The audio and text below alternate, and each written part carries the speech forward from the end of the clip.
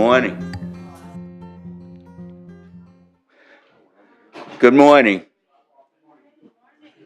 My name is Bert Baum. I'm Secretary of the Third Board, and I want to welcome you to the 2018 edition of Meet the Candidates on behalf of the whole board. First, I want to recognize and thank our TV camera crew from Village TV, and I want to ask that everyone shut down any electronic devices they may have, defuse them, unplug them, whatever you need to do. But I have a very important notice. If you see, we originally had 5 candidates who were going to run, but 2 candidates have withdrawn. And so we have 3 candidates that we will uh, find out more about this morning. And the election will still be held. And your ballot will still be mailed out to you on August 27th, as usual, and you will have essentially 1 month to return it. You can mail it in, or you can even leave it here in the community center. And there'll be a notice that's enclosed with the ballot.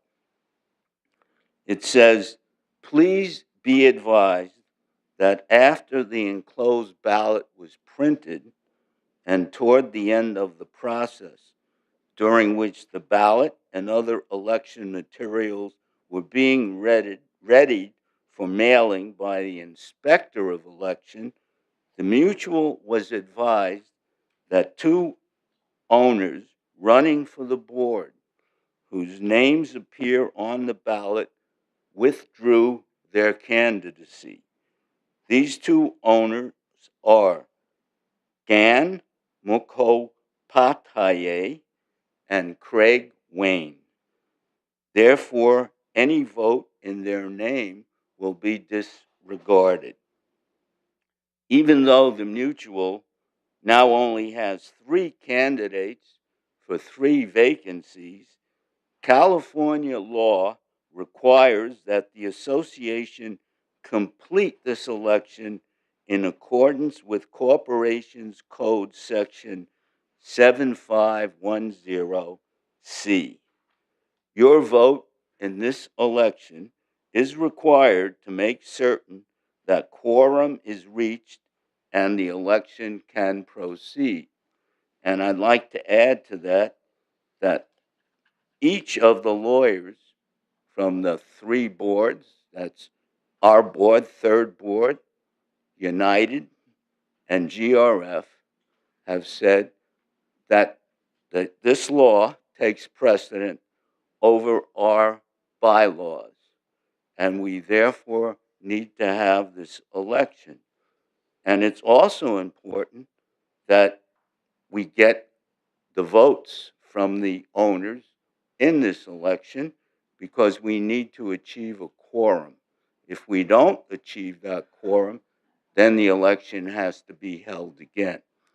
And another factor as to why we're holding this election is we've already contracted with an outside company to handle the election, and we've already started to pay them. So we're contractually committed to go ahead with this. So there are many reasons as to why this election will be held. And now I want to introduce the people who will be helping us in running this session. First, I want to mention John Luby, who is a former member of both the Third Board and GRF, and he will screen the questions from the audience. And those people in the audience who will want to ask questions can fill out cards. And for more information about the whole process and the man who will moderate the session and who has moderated for us in the past, star of stage, screen, radio, and many productions here in the village, David Deering. So I'm going to leave it now to David. Thank you, David. Good morning, everyone. Thank you all for coming. It is my pleasure to again be the moderator of this very important presentation this morning, and I would like to begin with introducing the candidates. I would like to introduce to you Paul Chow, Jules Zallen, and Lynn Jarrett. Thank you all for coming, and thank you all for deciding to run. It's a very, very important task that you've undertaken, and we certainly appreciate your dedication to the village. Each candidate, I'd like a moment or two to run over the procedure for today. Each candidate will make a 3-minute opening statement. The sequence of candidates seated and therefore their presentations have been determined by a prior random draw. So we see Paul, Jules, and Lynn, and they will begin with their opening statements. Additionally, we have prepared questions that we will share with them, and they will share their responses. Of course, these questions have not been viewed at all by the candidates, and they will have time to respond to those. 2 minutes for that, okay? And we also have questions from the audience. I hope you all had an opportunity to submit a question, and John Luby will be asking those questions of our candidates, okay? And then each candidate will be entitled to a 2-minute closing statement, which we will moderate, and then we will have concluding remarks, and we'll all go and vote, as Bert has suggested. By law, we will vote, okay? And there'll be some thank yous at the end. I hope everyone is comfortable, and we will begin with Paul Chow. Paul, your opening statement, please. Good morning. My name is Paul Chow. Everyone calls me Paul. My wife, Lynn, and I have enjoyed living in Laguna Woods Village for over 3 years. I'm a member of several clubs, including the Chinese American Club and the Saddleback Church. I want to serve our community because I'm a part of it. I have a doctorate in business administration, master's degrees in industrial engineering and information systems, and I am a California State licensed professional engineer. As a former president and board member of a multinational companies in Silicon Valley for years, I believe I'm well equipped to identify financial and operational issues that facing our community. We have significant problems with the aging infrastructures, and yet are burdened with expenditures on amenities rather than present needs of the Third Mutual. We must achieve a better balance between the budgetary needs of amenities and the necessary repair and updating needs of our homes and facilities.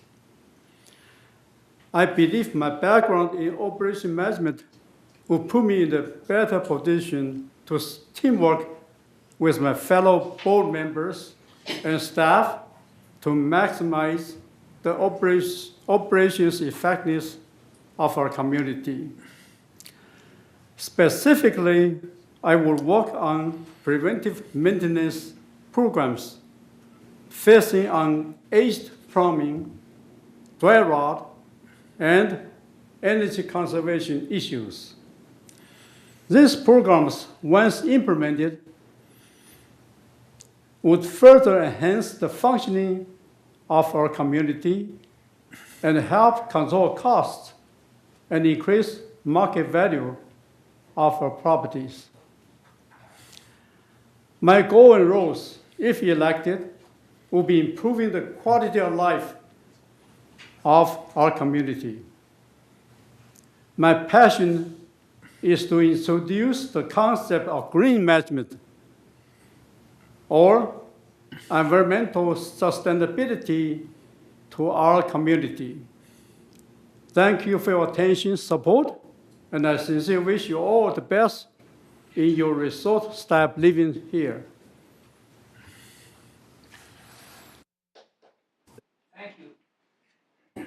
Thank you very much. That was well spoken. Thank you. And now I'd like you to direct your attention to Jules Zallen, who will be the next speaker. Jules, if you please. Hi, I'm Jules Zallen. I was given 3 minutes to ask for your vote. And here's why I'm running for the election. Wherever I've lived, I've always been involved in community activities. It's always been just organic with me. If I wanted to feel part of the community, I had to be part of that community. I had to be connected. And that's how I wound up on this board. I was a volunteer for M&C, and a vacancy appeared, and I guess I was flattered to be asked. Previously, I was just happy to be a working stiff. In New York City in '65, I was a volunteer civil rights lawyer. In 1966, I was an original organizer of and the lawyer for Pete Seeger's Hudson River sloop, the Clearwater, which we financed, built, and sailed up and down the Hudson, pushing to renew and refresh that river, and were we ever successful. We originally raised money on concerts from hay wagons on the back of farmers, in back of farmers' backyards, but they grew into the Clearwater Folk Festival. It's now a famous annual event, and in 2004, the Clearwater was added to the National Register of Historic Places. In 1969, we moved to Paterson, New Jersey, a very sad old town that sat astride a magnificent waterfall, which was the engine that powered the country's first industrial complex. To help the Chamber of Commerce, I proposed a series of concerts and actually produced the concert, Sly and the Family Stone, don't ask. But that turned into other concerts and eventually morphed into an annual Falls Festival, another festival. And in 2009, the Great Falls became a national park. The most important item on my plate now on the board is the near certainty that we face alternating cycles of extreme drought and heavy rains. So I'm devoting most of my time on the board to developing a program to convert our turf to drought-resistant landscape. We can lower our water costs by over 70%. We can lower our labor costs by 60% and our green waste by over 80%. Just imagine what we can do with all those savings. What I hope to convey is my passion to make things better for this community. By protecting our environment, by caring for our residents, and though I haven't mentioned it yet, stopping wasteful spending. There are many suggestions that I could make if I had more time, David, but nothing is more important than treating every member with dignity, with empathy, and compassion, because in the end, that's our real fiduciary obligation as board members. Thank you. Thank you. Thank you for sharing. And now I would like to reintroduce Lynn Jarrett, who will offer her opening statement. Lynn? Good morning. I've lived here in the village for 10 years. I've got a bachelor's in business and an MBA in information systems. I worked many years in the publishing and IT field. I was working at the UT in San Diego in mainframes, went back to school at 40 to earn my MBA, after which time the PCs came along in the industry and my company offered me an opportunity I couldn't refuse, to stay and bring PCs into the fold. I took the challenge. In 20 years, I built the department into a large staff of software and hardware techs, and in 1997, I implemented the help desk, which is equivalent to resident services here, a department where people call in for assistance. While there, I gained a lot of experience in budgets, purchasing, and organizational development, and much more. In addition to the time there, I was a technical columnist for a national computer magazine for 7 years out of Boston, the Digital Review. Retiring at 60, I served in the Peace Corps, Ukraine, excuse me, from 2001 to 2003 as a business consultant to small and medium-sized businesses. After the Peace Corps, I worked in 3 Eurasian countries doing business consulting on USAID-funded projects. Most all of my work in those countries resulted in helping many people gain employment or acquire equipment. As some of you know, I've been a building captain and a regional rep for the GVA for 9 years and have been president for nearly 4 years. In working as an advisor on the Rec Room subcommittee with the board, I gained experience working with other board members and with our small budget. I've attended nearly all board and M&C meetings for the last 4 years to gain knowledge and aiding me to be a better leader for the GVA. There were times I wanted to stand up during board and M&C meetings and give my opinion on something they were wondering about and didn't have the knowledge when I did. My strengths include having a good grasp on maintenance needs and knowledge of budgets. Here, I have excellent leadership, communication, and project management skills, and I'm a good listener, and I know the community. All of this leads me to believe I would be a good board member on third. My serving on the third board will give them another knowledgeable voice about 3-story buildings, which is much needed, and I will be a big help to GVA, and I'll be able to help many other residents in third as well. I want to expand my community work in behalf of the 3-story buildings to all of third. I am a consummate volunteer, love it, and intend to keep volunteering as long as possible. I belong to several clubs in the village and am currently serving on the NIFTY's board as vice president and treasurer. Thank you.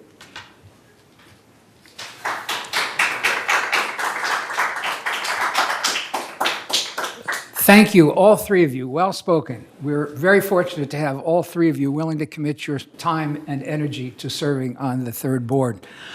The next item on the agenda is prepared questions that we have prepared, and we're going to ask the candidates in order.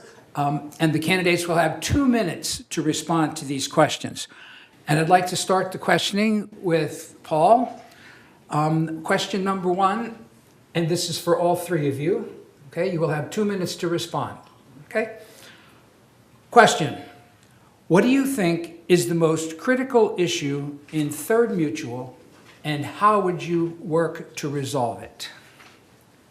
I believe the most critical issues in the third community is the age facility infrastructure. Therefore, we have to wise and smart to utilize our budget to deal with the maintenance and updating of the infrastructure, namely our homes, maintenance, and also facilities. I believe that's the most important issue. Okay? Thank you. The same question for you, Jules. What do you think is the most critical issue in Third Mutual, and how would you work to resolve it? Well, they say to a hammer, everything looks like a nail. And since I'm on the landscape committee, I would say that landscape is our most critical issue. I ride a bike with Bob Figuera and Bob was in HOA management for 30 or 40 years. And he said the 3 most important issues in any HOA is landscape, landscape, and landscape. So who am I to argue? But getting into the weeds, I couldn't help that one. I think I've already indicated that I think my opinion, my concern is the fact that we are facing cycles of drought and heavy rain. So, I mean, it rains only for 3 months a year, so we have irrigation. The irrigation, it waters the ground maybe an inch deep. We have a lot of evaporation, but there's another problem, and that is with the trees. Trees have roots, and roots are very clever. They go to water, and if the water is on the surface, the roots remain on the surface, which in normal times is okay. But the big problem is when you have heavy rains like we did in January of 2017, ground was soaked and we lost almost 300 trees. It's amazing that no one was injured. The point is that if we changed our irrigation to drip or to, we had drought-resistant plants, we could spend a lot of our energy and a lot of our water soaking the trees. The roots would go deeper. So if we converted to that type of a condition, our trees would be much healthier as well. Thank you very much. And Lynn, you will be the last respondent for this question. I'll repeat the question, please. What do you think is the most critical issue in Third Mutual, and how would you work to resolve it? Well, it's difficult for me to make a decision of what was the most critical because, you know, our infrastructure is really in bad shape, electricity and that kind of thing. But I have to go with landscaping. I agree with a lot of things that Jules has said. We know that when the residents drive into the village, they're looking for a really nice place to live. If they drive through the village and they drive in and they look and the landscaping looks ugly, do you think they want to live here? No, they don't want to live here. And the current residents that live here, they want a nice environment as well. There are some things that we don't have any control over, as like Jules said, the drought, the lack of water. But the other thing is we don't have the ability to have a large staff. And it's hard to even hire people for landscaping because the pay scale is not that great. And a lot of people that work here live in Santa Ana, for example. They have to live far away. So we're right now understaffed in landscaping, which is really, really a shame. We also need to make a decision on the right plants to plant. I know up in Gate 14 a couple years ago, they did a little pilot program, you know, with replacing some of the grass with drought-alternative plants, drought-tolerant plants. And they're doing that all over the village, basically. They also need to use the right chemicals for weeds and pest control. These are biggies. And they're biggies with the people in this community. You hear a lot about this because it's true. The other thing is some people have gardens and they're using a lot of the water and chemicals in those gardens, in the common areas. We don't need that happening.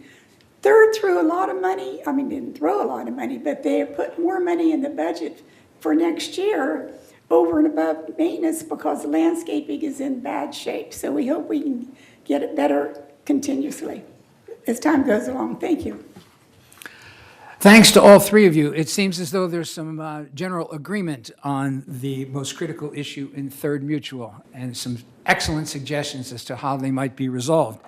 We're going to move on to question number 2, and I'm going to start with Jules this time. Jules, what skills, resources, and expertise do you have, and how would you use them on behalf of the board? I think my greatest contribution is the fact that I have some creativity, and I've got a determination to use my time wisely. I have been a... That's a really good question, David. I just think I'm prepared to put one foot in front of another. I think... I don't think there's anything unique about what I bring to the board. I think anyone who joins a board like this, the board raises their level. It's really quite amazing. When I joined this board, I was tremendously impressed with the intellect and the hard work that all of these people did. It was really quite amazing. It raises your game, and I think it has raised my game. Thank you. And we're going to move on to Lynn for this question, please. Question number 2. What skills, resources, and expertise do you have, and how would you use them on behalf of the board? Well, I am well-educated. I have a lot of experience in management, but a lot of experience in leadership. I listen. I have project management skills. I'm reliable, dependable, and I have people skills. One of the things that I believe that people have to do is they have to get out into the community. The board just can't come to these meetings and go home and forget about things. They have to go around in the community and find out what the problems are. And you can't do it by just coming to meetings. And that's what I believe in doing, is listening to the residents. Thank you. Thank you. And Paul, I'd like to repeat the question for you. What skills, resources, and expertise do you have, and how would you use them on behalf of the third board? Okay, I have extensive training in industrial engineering and operation management. So I approach any issue and problems with a systematical approach to analyze the issue and problems with details involvement. And I will make decisions based on facts, data, records, staff's recommendations, lawyers or legal advices, and professional advice. Generally speaking, I'm a good listener rather than a good speaker. I listen to the issue carefully and also utilize my creativity and also my analytical skills to approach the issues and use my industrial engineering operation management skills to resolve the problem. Thank you. Thank you. Very interesting for me, living in this community for 12 years. I like what each of these candidates said regarding these issues. Jules with the creativity, okay, and Lynn with going out into the community. These are very, very important considerations. And of course, Paul's working with professionals.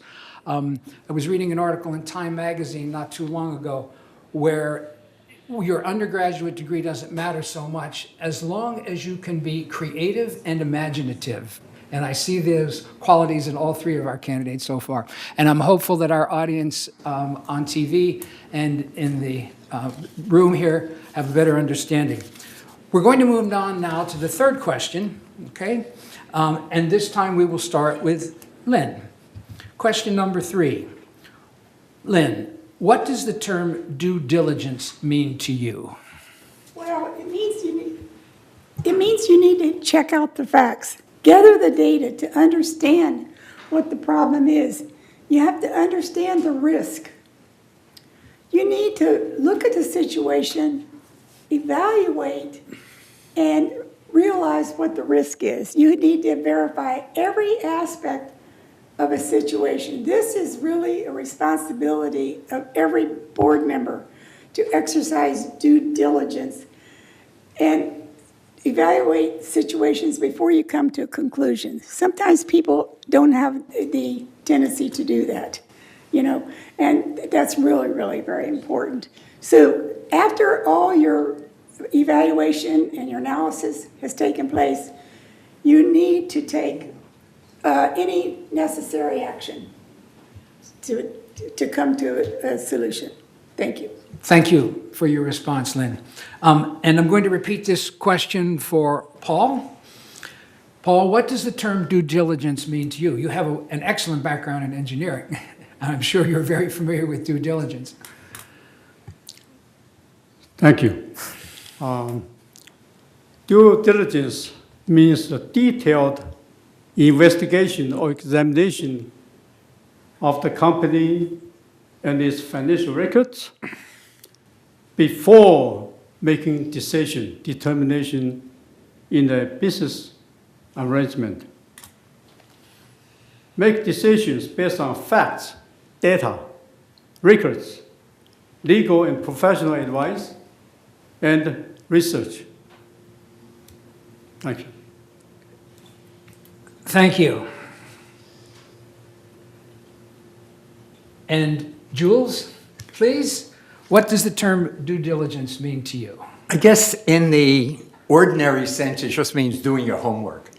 I'm a lawyer, so There is a legal definition of the term due diligence in the Securities Act of 33. It means reasonable investigation.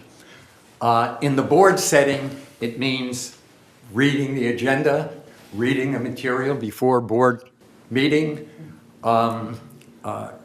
doing your own investigation, at least a certain amount of personal investigation and examination, so that you know what the issue is and have at least formed at least a tentative idea of how you're going to vote.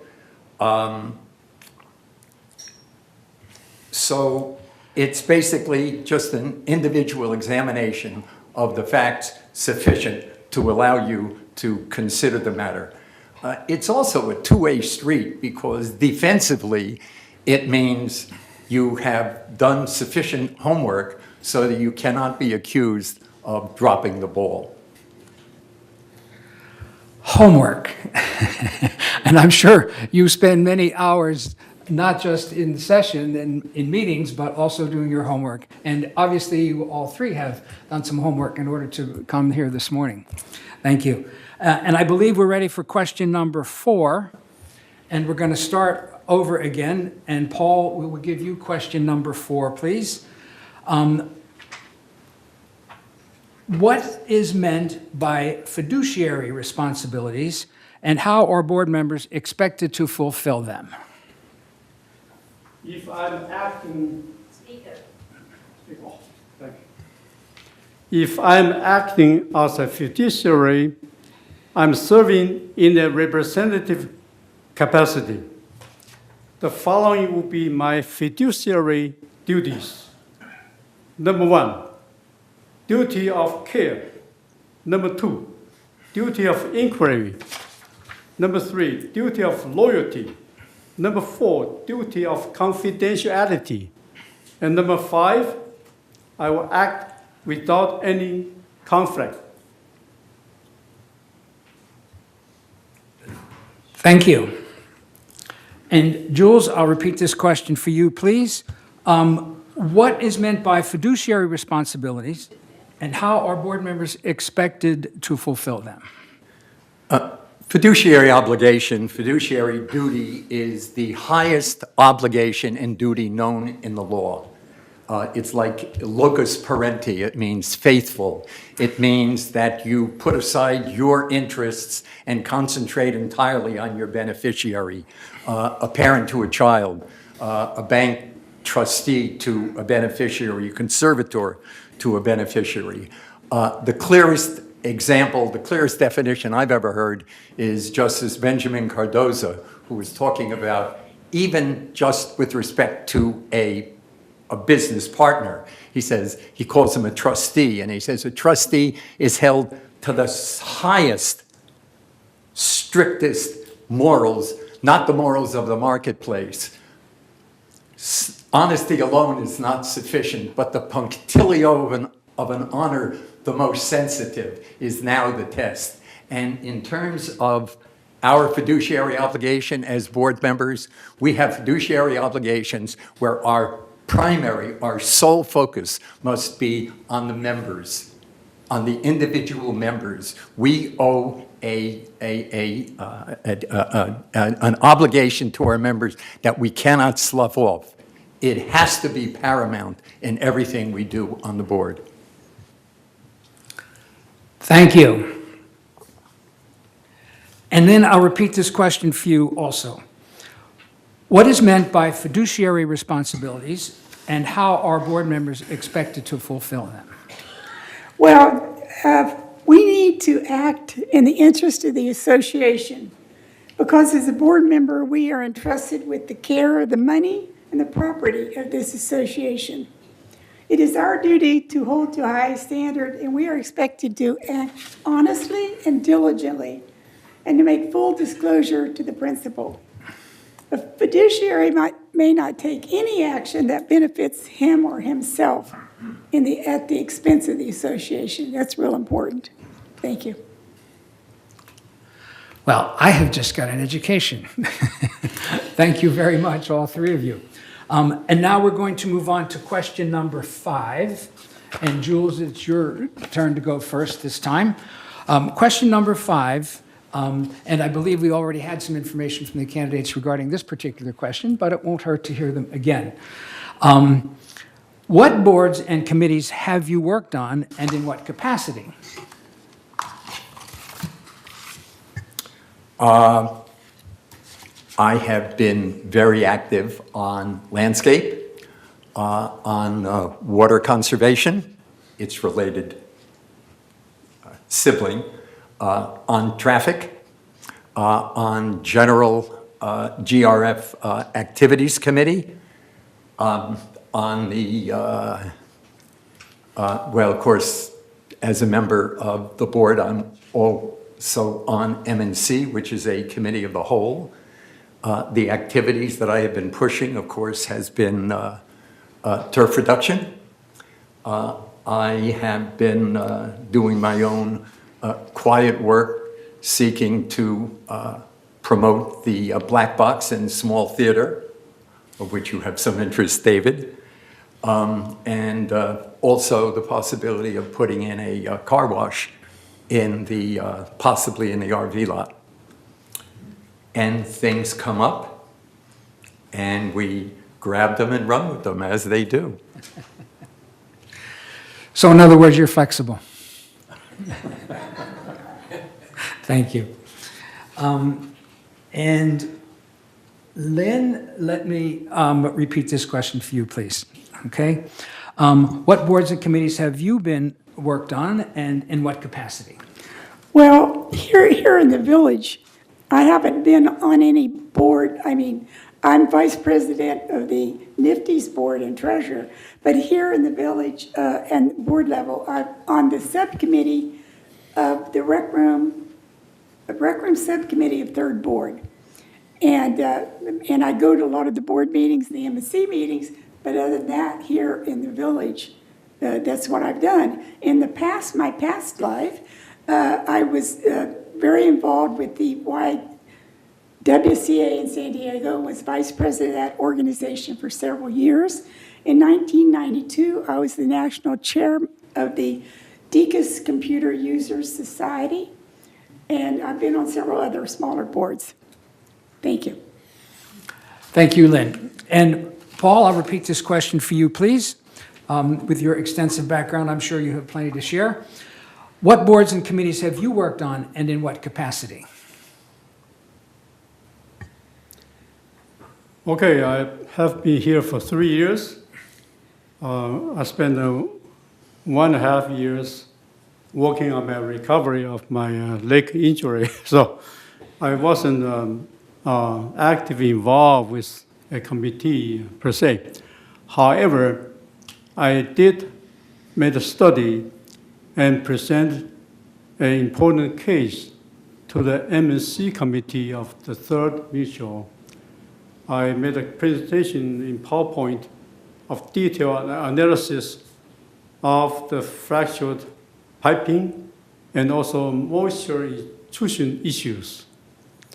And I also work with a board member on this issue on the site and working with ACC group,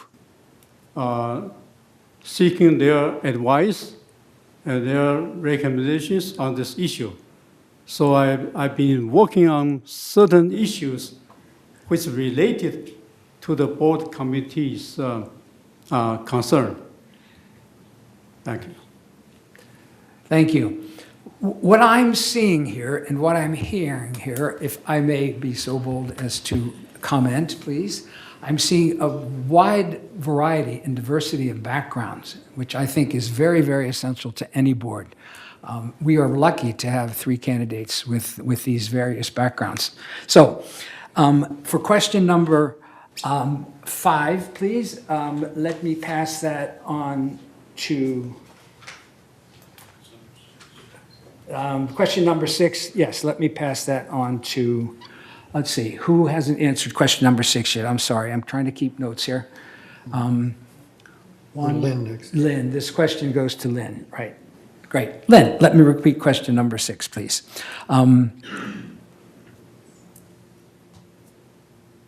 Oh, yes, my notes are correct. Question number 6, Lynn. What is the role of the board? The board members work with other board members on a regular basis, attend meetings, and listen. They are assigned to committee meetings with both third board and GRF committees. And a board member reviews all incoming requests and complaints. They set policy, they evaluate and implement any policies. They oversee the community. They attend all board meetings that are necessary and then some. Also, the board members are responsible to know what's going on in the community. They're also responsible to know what's going on the GRF side. So otherwise, it's a big impact on residents if you have board members that don't study and know what's going on. So it's really important for board members to have a fiduciary duty, carry that out, have due diligence in making decisions and coming to conclusions, and also as a board member should actually work with all other board members and not against other board members. You have to work as a team. Teamwork is extremely critical. I'm a big team player, and I think that's really, really important. Teamwork and listening. Thank you. Thank you very much, Lynn. Pass the question on now to Paul. Question number 6, Paul. What is the role of the board? The board's responsibility or roles involves two important areas. Number one, the board is a policymaker, and they make policies and see through the implementation. Number two, the board is an oversighter who oversees and evaluates the implementation of the policies. Thank you. And Jules, to you, please, question number 6. What is the role of the board? 2 words, I agree. Policy and oversight. What does that mean? Somebody has to come to a board meeting, and a lot more people should come to the board meeting, because if you take a look at the agenda that's sitting on the coffee table over on the side, you will see, it's not quite the Bible, but it could be this thick. It really talks about all the different elements that we have to consider. We have incredibly long agendas, and they are dense with real substance. It would take too long to describe everything that's in there, so I'm not going to, which is a good way of avoiding the question. But it really is an eye-opener. The board does an awful lot more than just make policy. The oversight element of this requires a tremendous amount of work. So I commend everybody that's on the board, including these 2 volunteers who I hope know what they're getting into. It's a terrific experience, and come to our meetings, and you'll see what oversight really means. I believe they know what they're getting into. And thank you again. Question number 7, please. And this time we're going to start with Paul. How could you, as a third board member, influence the decisions of GRF? That is a good question. Okay, I believe as a third board member, we have the liberty to join GRF committee meetings. We can listen to and participate to the discussion and see the decisions. and apply our influences by sitting there in the committee. I think that's what we can do to impact or influence GRF. Thank you. And Jules, you're up. I'll repeat the question, please. Could you, as a third board member, influence the decisions of GRF? Well, in the first place, all the members of our board are on different committees of GRF. And if we're loud enough, we can make our voices heard and hopefully influence them that way. Also, we have been fortunate to have put a number of really good people from our board on their board. And we constantly are communicating with them. And we are not modest in making our views known. And at least one of them is not modest in making his views known to us. The point is there is a constant rapport in communication with GRF. Very, very important, as there are other boards as well working with GRF. And Lynn, I'll pass this question on to you then. How could you, as a third board member, influence the decisions of GRF? Well, it's really necessary to know what's going on with the GRF. I have to tell you, since I've been president of the GBA for the last 4 years, it's been difficult to get to a lot of the meetings, but I always watch GRF meetings on TV. But from now on, I'll probably need to be going to the GRF meetings, and also I'll be sitting on some of those committees where I'll have a chance to study them, know what's going on, and make recommendations at committee level, and also bring those thoughts and ideas and decisions that have been made back to third board so that they can make intelligent decisions. Thank you. Thank you, Lynn. This will be the final question for the three panelists, and then we'll entertain questions from the audience. John Luby is going to take care of that for us. And question number 8, and this time we start with Jules. Question number 8, how can we improve board-resident communication? Wow, that's good.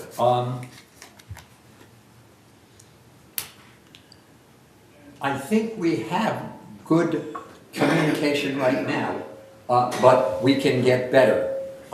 And the way of getting better is making sure that all of our board members actually let their neighbors know that they really look for their participation, their contribution, their suggestions, their opinions, their gripes.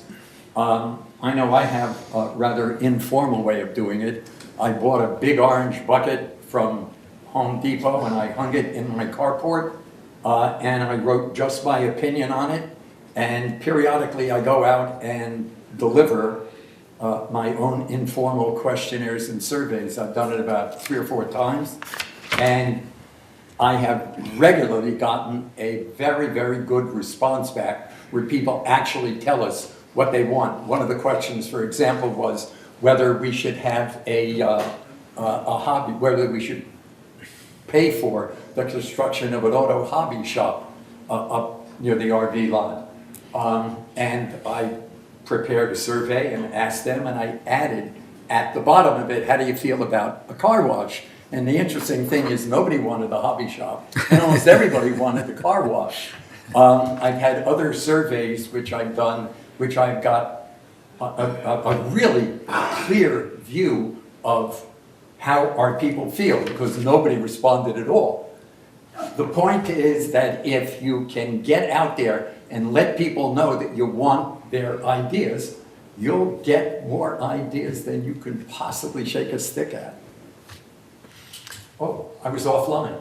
Shall I repeat it? I think the cameras might have picked that up. Thank you, though. Lynn, I'll pass the question on to you. How can we improve board-resident communication? Well, one of the things I'm realizing is that even though there are 10,000 people in the whole community that are on the internet, a lot of people don't use it effectively.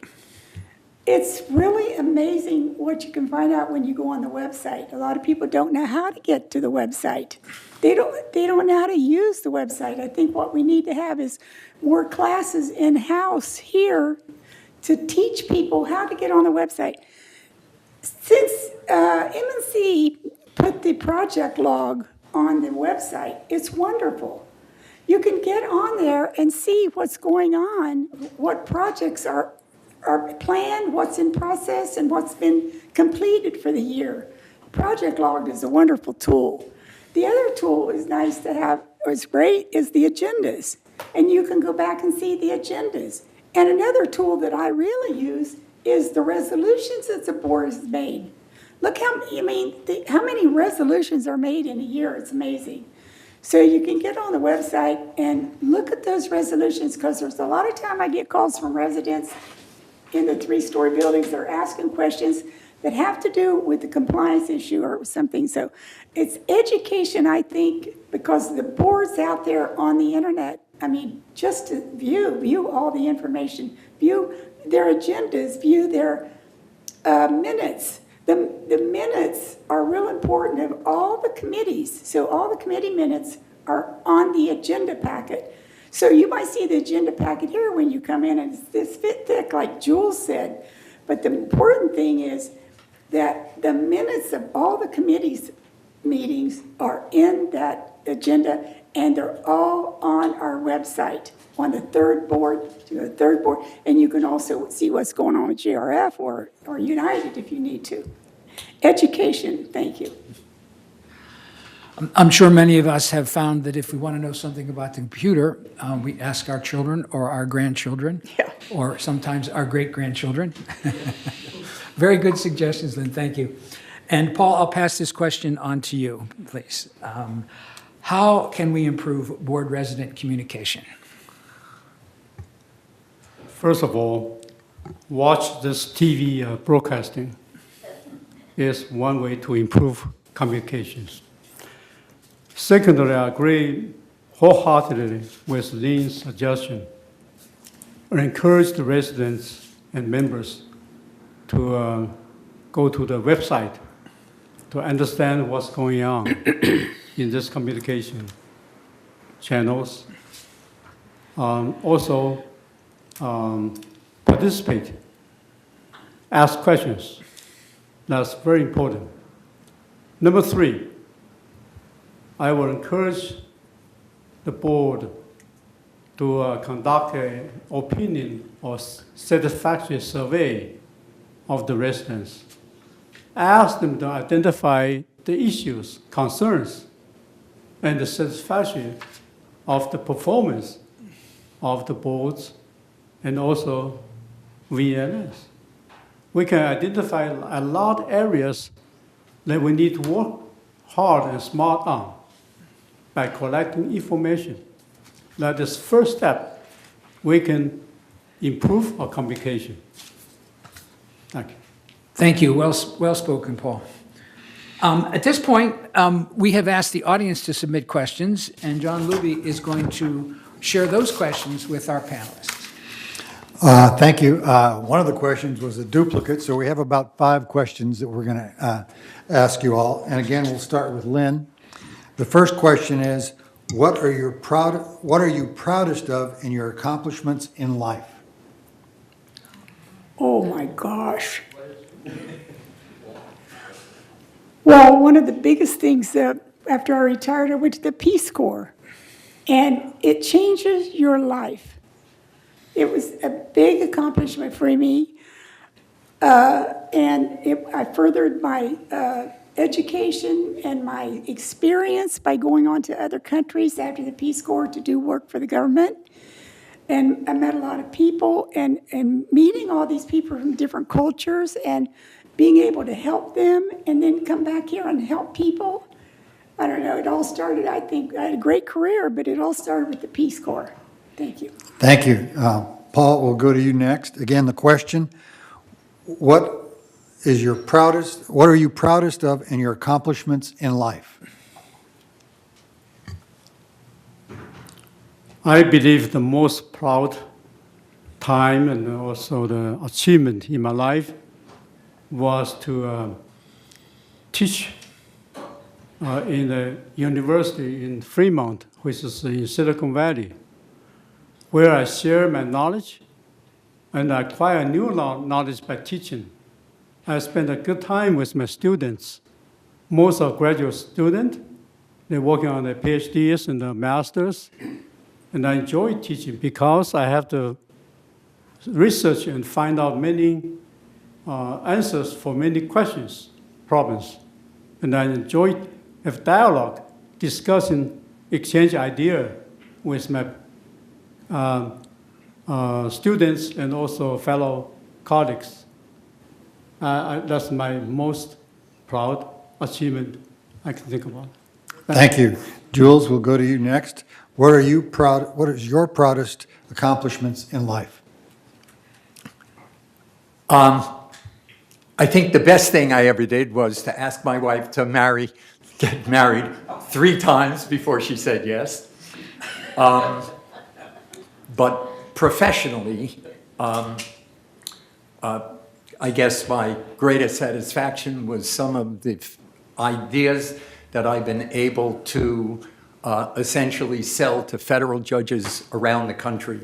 I was successful in getting judges essentially to ignore specific statutory obstacles to one of the most well-known statutes around the Trademark Act, and was personally responsible for getting Congress to actually change the law in 2 ways to essentially comport to what I was trying to argue on behalf of my clients.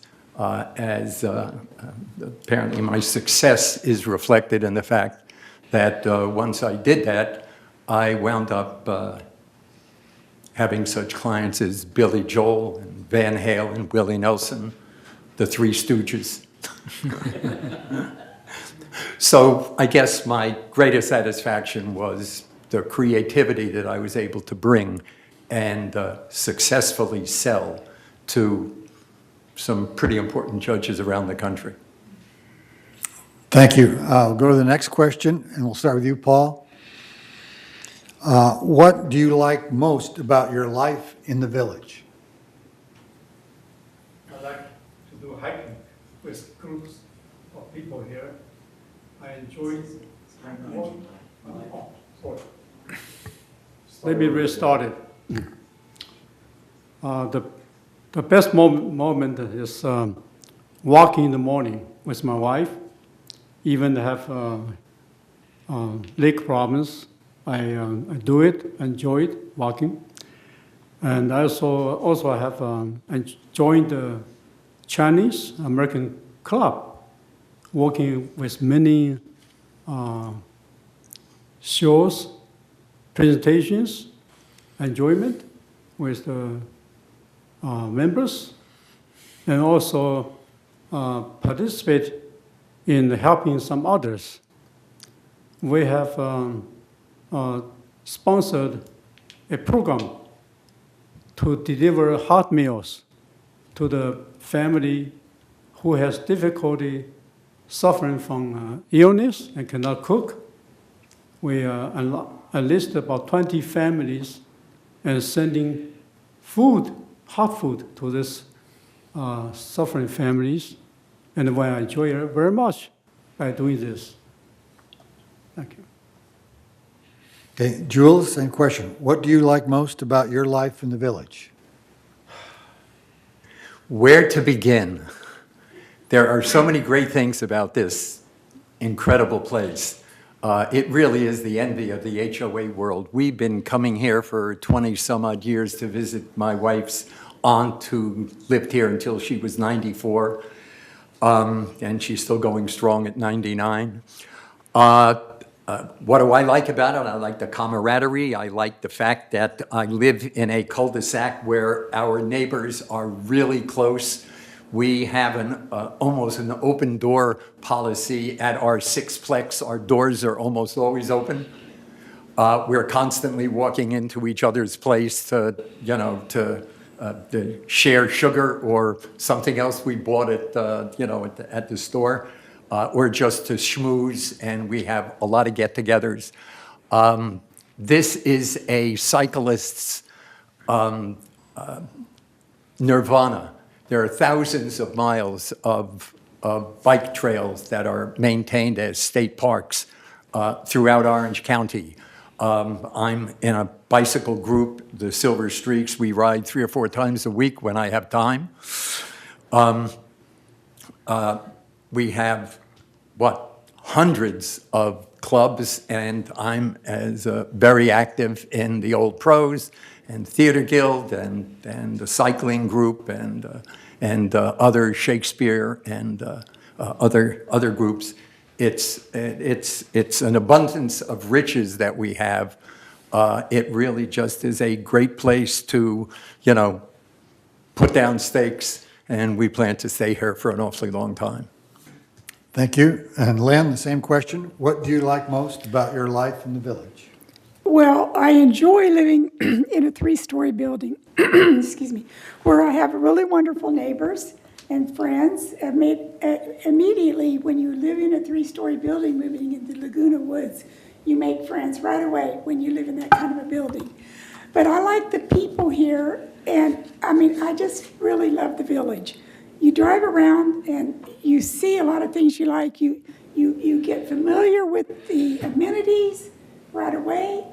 I belong to several clubs, and one of the clubs, excuse me, the Nifties that I belong to, we do 2 fundraisers a year. It's a lot of fun to be able to present those checks every year. After all the work we put in, it's fun to be able to give that money away to the foundation and the senior center. Excuse me, I'm losing my voice. There's just a lot I like about the village. And I came here, I lived in San Diego for 3 years after my foreign service, so to speak. And there was no comparison to where I lived before I moved here. So I can't talk anymore, I'm sorry. Thank you. The next question will start with Jules. What is your duty of loyalty once elected and working with the board? The duty of loyalty is, I think, as I indicated before, it's a fiduciary duty. It's the highest duty known in the law. We have to put aside our own personal predilections and prejudices and be concerned solely with the benefit of as far as I'm concerned, the individual members of the community. And as a board, we act as one voice, and that's our obligation as well. Thank you. Lynn, what is your duty of loyalty once elected and working in the board?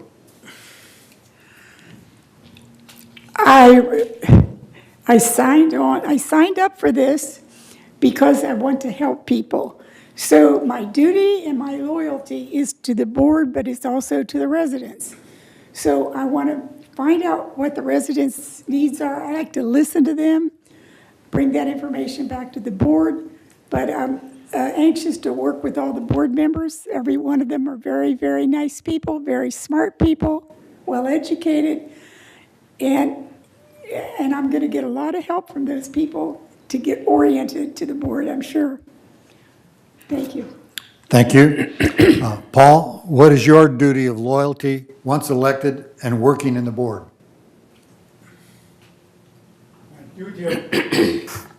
My duty of loyalty is to the board, indirectly to all residents of Third Mutual.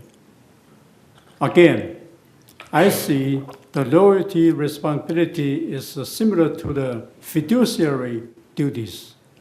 As I stated before, it consists of five factors: the duty of care, duty of inquiry, duty of loyalty, duty of confidentiality, and duty of without any personal conflict. Thank you. Okay, the next question will start with Lynn. How will you react if your initiative does not get the board's support? Well, if I've given it everything I've got and I can't convince them, I'm going to go with the majority because I think that's my duty is to go with the majority. Thank you.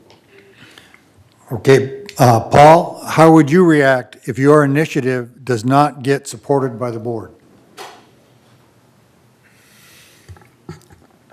Once a decision has been made, don't keep bringing it up again and try to take case to the others.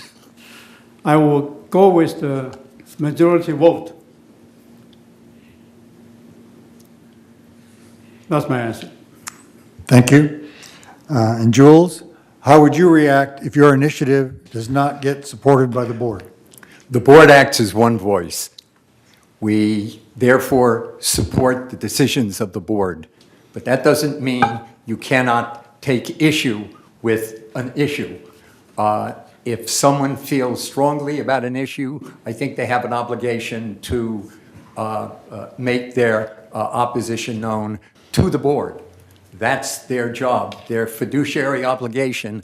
I have to say, I don't think the primary fiduciary obligation of a board member is to the board. I think the primary obligation of the board member is to the member, is to the individual. That's who we owe our obligation to. When we start to balance and look to see whether the board's interest is exactly in sync with the member's interest, then we get into trouble. I think it has to do with the question of fiduciary obligations. And our fiduciary obligations is to the member, period. You can disagree without being disagreeable to the board. I guess it's only if an issue goes beyond one's moral compass. I guess the thing to do is to simply resign, but otherwise, you're part of the board and you support what the board has done.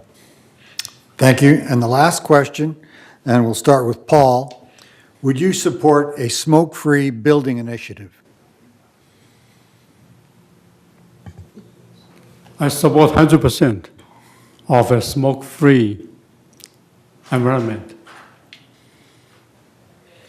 Okay, same question for Jules. Would you support a smoke-free building initiative? Yes, with one caveat, and that is if there was some way of actually having an insulated smoker's room. If somebody wanted to have a smoker's room and the smoke never got out of their den, let them do it. But otherwise, I would be in favor of a smoke-free atmosphere. Thank you. And Lynn, would you support a smoke-free building initiative? Absolutely. I'm 100% for that. I'm sorry. Absolutely. I'm 100% for having non-smoking buildings. I love that idea. Thank you. That concludes questions from the audience. Turn it back to you, David. Thank you. Great questions from the audience, by the way, and we're grateful for your participation. Thank you, thank you, thank you. And now the candidates will each have 2 minutes for a closing statement, and since this was done by random draw, I'm going to again start over with Paul. Paul, you have 2 minutes for your closing statement.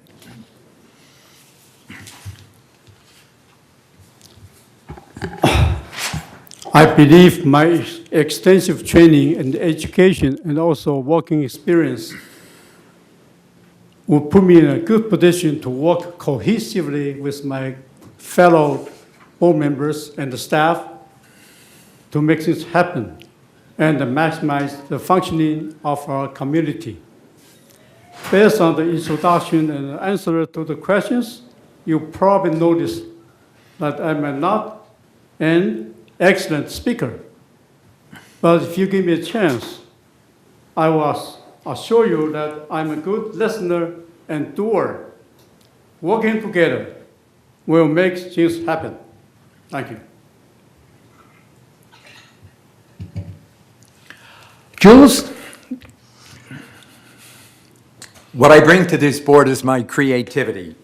In 1980, I created what has become known as the John Doe Seizure Order, a federal court order authorizing the seizure of counterfeit merchandise being hawked by unidentified peddlers. Nothing like that had ever been done before. It revolutionized the merchandising business and brought me clients such as Billy Joel, Willie Nelson, Van Halen, the Three Stooges, Janet Jackson, and her older brother.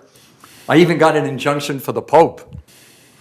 To get the original order, I had to convince a federal judge to ignore a statutory obstacle that prevented any remedy without a federal trademark registration. And my client, Styx, didn't have one. But the judge liked my argument so much that he simply ignored the requirement, as did hundreds of other judges in over 30 states around the country. And Congress ultimately amended the statute to remove the obstacle because no one was enforcing it. And Congress then passed the Trademark Counterfeiting Act, a statutory version of the procedure I had created 4 years earlier. It's important to understand why so many judges signed on to my procedure. It's because it enabled them to stop an illegal activity simply with the stroke of a pen. The common law is a living organism, and the law follows logic. And what could be more logical than using an existing law in a new and creative way to obtain a beneficial outcome? In fact, that's exactly what the judge said in a published opinion, Billy Joel versus various John Does. Quote, "While the proposed remedy is novel, a court of equity is free to fashion whatever remedies will adequately protect the rights of the parties before it." Chief Judge Reynolds took that line directly from my brief. So I think it's a good idea to have a creative lawyer on the board. It provides a different way of looking at issues, at California statutes, and at our bylaws. And I yield the balance of my time.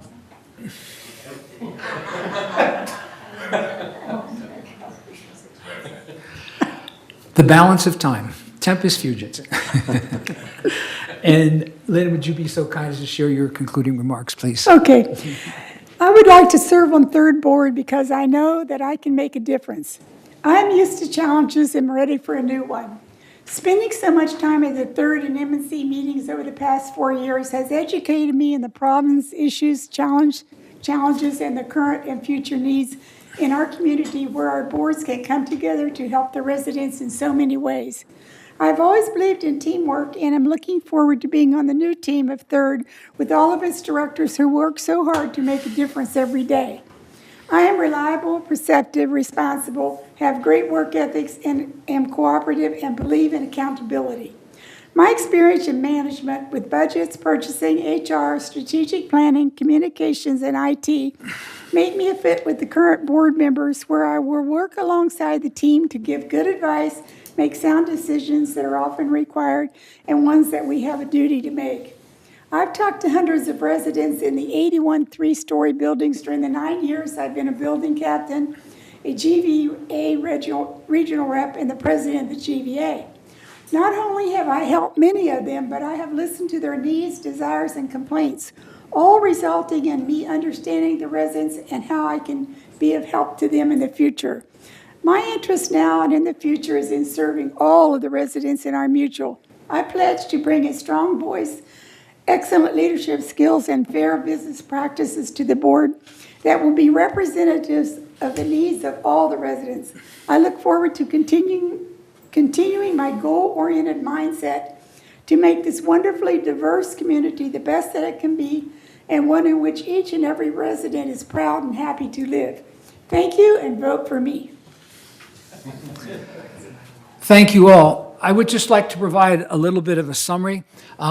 Some people have said that since there are only 3 candidacies for 3 vacancies, that maybe this forum was unnecessary and maybe even election is unnecessary. As you heard from Bert before, it's California law that we must have the election, okay? So this was far from unnecessary, and I thank the candidates for their wonderful, wonderful insight into their personalities and how they can serve the board. I'd like to thank those of you in the audience for coming. I'd also like to thank those who are watching at home on television. I got an education today, a really, really good education. I know more about these people than I could have possibly if this didn't happen, okay? We have a tremendous diversity of ideas, creative, imaginative, organized, compassionate, understanding, the wealth of background, a wealth of material. Okay? And I want to thank you for coming. Again, they will well serve the community, well-balanced board, and I think that's all we can ask for. There are some other thank yous that I would like to share, please. Obviously, the candidates. Cheryl Silva, who is our corporate secretary, Whitney Thornton, and of course, Bert Baum, who organizes this. Thank you so much, Bert. Eileen Pollan, TV6, for their cooperation and filming this. And I want to thank the candidates for running. I want you to thank you for voting. It is mandatory. May I share with you the fact that you will be receiving a ballot in the mail sometime around the 27th of this month. Please look at it. Please vote. And if you decide you'd want to come out to vote, that's your prerogative. But please use the mail ballot if you feel so inclined.